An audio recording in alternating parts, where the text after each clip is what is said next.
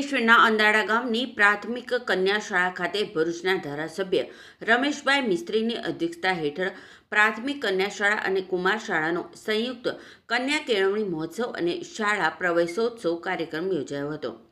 કાર્યક્રમમાં તાલુકા પંચાયતના કારોબારી અધ્યક્ષ કિરીટ માસ્તર સહિત તાલુકા અને જિલ્લા પંચાયતના સભ્યો ઉપસ્થિત રહ્યા હતા અને ધારાસભ્ય રમેશભાઈ મિસ્ત્રી સહિત ઉપસ્થિત મહાનુભાવોના હસ્તે બાલવાટિકા તથા ધોરણ 1 અને ધોરણ 6ના બાળકો સહિત ડ્રોપ આઉટ બાળકોને શૈક્ષણિક કીટ આપી આવકાર આપી પ્રવેશ કરાવવામાં આવ્યો હતો।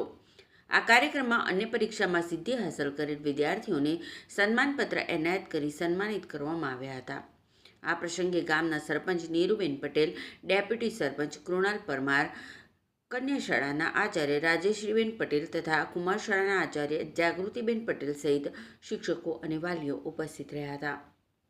આજે અંકલેશ્વર તાલુકાના અંદાડા ગામે પ્રગતિનો પ્રવેશ ઉત્સવ કાર્યક્રમ યોજાયો છે। રાજ્યના તત્કાલીન મુખ્યમંત્રી, દેશના વર્તમાન પ્રધાનમંત્રી શ્રીમાન નરેન્દ્રભાઈ મોદીએ 2003થી ગુજરાતના શિક્ષણની કાયાપલટ કરવા માટે આજે અભિયાન શરૂ કર્યું હતું। એ આજે જન આંદોલન બની ગયું છે। તમામ સામાજિક આગેવાનો, નિવૃત્ત શિક્ષણ વિભાગના આગેવાનો, સામાજિક આગેવાનોની હાજરીમાં અમારા તમામ શિક્ષક ભાઈઓ બહેનોના પ્રયાસોથી જે પ્રકારે પ્રાઇમરી શિક્ષણ એ આપણે 0 ડ્રોપ આઉટ સુધી લઈ જવા માટેની જે મહેનત છે આપણી, એમાં આપણને અસરકારક પરિણામ દેખાઈ રહ્યું છે।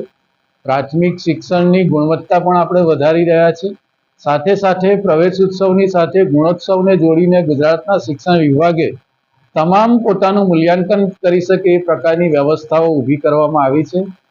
આસપાસના જે ઉદ્યોગ સાથે જોડાયેલા લોકો છે અને ઉદ્યોગો છે અને દાનવીરો છે, એ પણ આ અભિયાનમાં બાળકોને તમામ પ્રકારની સુવિધાઓ મળી રહે એ માટેની ચીજવસ્તુઓ ઉપલબ્ધ કરાવવા માટે દાતાઓ તરીકે જે પ્રકારે બહાર આવી રહ્યા છે, એના કારણે વિદ્યાર્થીઓનો ઉત્સાહ ખૂબ વધારે છે।